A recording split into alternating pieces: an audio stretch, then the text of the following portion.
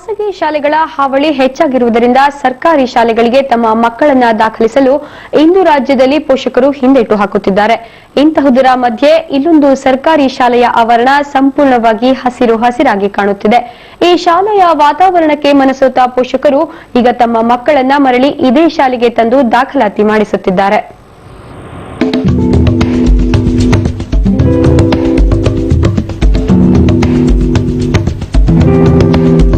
ಕೊಪ್ಪಳ ಜಿಲ್ಲೆಯ ಯಲಬುರ್ಗಾ ತಾಲೂಕಿನ ಗುದ್ಲೆಪ್ಪನಮಠ ಗ್ರಾಮದಲ್ಲಿರುವ ಈ ಶಾಲೆಯಲ್ಲಿ 1ರಿಂದ 5ನೇ ತರಗತಿವರೆಗಿದೆ.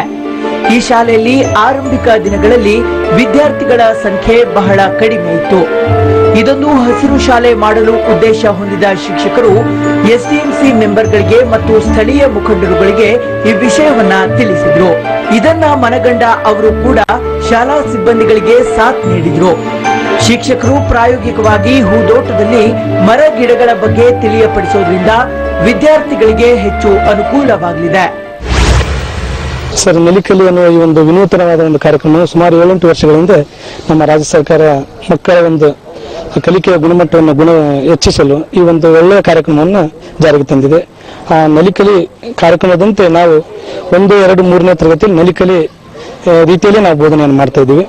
ಮೊದಲನೇದಾಗಿ 1, 2 ತರಗತಿಯನ್ನ ನಾವು ಕೂಡಿಸಿಕೊಂಡು ನಾವು ನಲಿಕಲಿ ಪಾಠವನ್ನು ಮಾಡ್ತಾ ಇದ್ದೀವಿ. ನಲಿಕಲಿಯಲ್ಲಿ ನಾವು ಸಾಮಾನ್ಯ ಬೋಧನೆ ಅಂತ ಇದು ಒಂಥರ ಬೇರೆ ವಿಧದ ಒಂದು ಕಲಿಕಾ ಒಂದು ಕಾರ್ಯ ಅಂತ ಹೇಳ್ಬೋದು. ಇನ್ನು ಗ್ರಾಮ ಪಂಚಾಯತ್ ಅನುದಾನದಲ್ಲಿ 2014-15ನೇ ಸಾಲಿನಲ್ಲಿ ಶರಣಯ್ಯ ಬಂಡಿ ಎಂಬಾತ ಈ ಶಾಲೆಯನ್ನ ಹೀಗೆ ಹಸಿರಾಗಿಸಿದ್ದಾನೆ. ಆರಂಭಿಕ ದಿನಗಳಲ್ಲಿ 2.5 ಲಕ್ಷ ಹಣವನ್ನ ಕೈಯಿಂದ ಹಾಕಿ ಬರಡು ಭೂಮಿಯಲ್ಲಿ ಮಣ್ಣನ್ನ ಹಾಕಿ ಈ ತರ ಶಾಲಾ ಆವರಣವನ್ನ ಹಸಿರು ಮಾಡಿದ ಈತನಿಗೆ ಮುಂಬರುವ ದಿನಗಳಲ್ಲಿ ಸರ್ಕಾರದಿಂದ ಹಣ ಕೂಡ ಬರಲಿಲ್ಲ.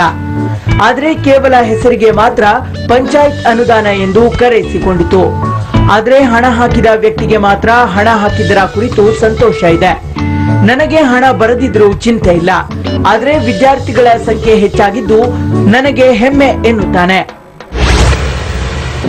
ಅದು ಗ್ರಾಮ ಪಂಚಾಯತಿ ಅನುದಾನದಲ್ಲಿ ಸರ್ ಉದ್ಯೋಗ ಖಾತ್ರಿ ಮಹಾತ್ಮ ಯೋಜನೆ 2014-15 ಸಾಲಿನಲ್ಲಿ ತೋಟಗಾರಿಕೆ ಇಲಾಖೆ ಮತ್ತು ಜಿಲ್ಲಾ ಪಂಚಾಯತಿ ಅನುಮೋದನೆ ತೆಗೆದುಕೊಂಡು ಗ್ರಾಮ ಪಂಚಾಯತಿ ಅನುದಾನದಲ್ಲಿ ಉದ್ಯೋಗ ಖಾತ್ರಿ ಎಲ್ಲಾ ಜನರ ಕೂಲಿ ಕಾರ್ಮಿಕರು ಕರೆದುಕೊಂಡು ಆ ಕೆಲಸವನ್ನು ಮತ್ತೆ ಫಾರ್ಮ್ ಯಾವುದು ಕುದುರೆಮತಿ ಫಾರ್ಮ್ ಅಂತ ಬರುತ್ತೆ, ಅಲ್ಲಿ ಇರುವಂತ ಈ ಪಾರ್ಕ್ ಅನ್ನು ತಯಾರು ಮಾಡುವಂತ ವ್ಯಕ್ತಿಗೆ ಒಂದು 1,20,000 ಗುತ್ತಿಗೆ ಕೊಟ್ಟಿದ್ದೀವಿ.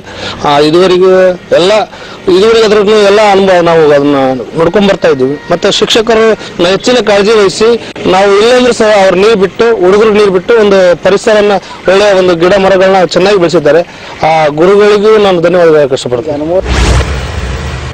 ಒಟ್ಟಾರೆಯಾಗಿ ಖಾಸಗಿ ಶಾಲೆಯ ವ್ಯಾಮೋಹದಿಂದ ವಿದ್ಯಾರ್ಥಿಗಳ ಪೋಷಕರು ಖಾಸಗಿ ಶಾಲೆಯತ್ತ ಮುಖ ಮಾಡ್ತಾ ಇರುವ ಮಧ್ಯೆ ಈ ಶಾಲೆಯ ಪರಿಸರ ನಾವು ಖಾಸಗಿ ಶಾಲೆಗಿಂತ ಆಟ ಪಾಠದಲ್ಲಿ ಯಾವುದರಲ್ಲೂ ಕೂಡ ಕಡಿಮೆ ಇಲ್ಲ ಅಂತ ತೋರಿಸಿಕೊಟ್ಟಿದ್ದು ಹೆಮ್ಮೆಯ ಸಂಗತಿಯೇ ಸರಿ.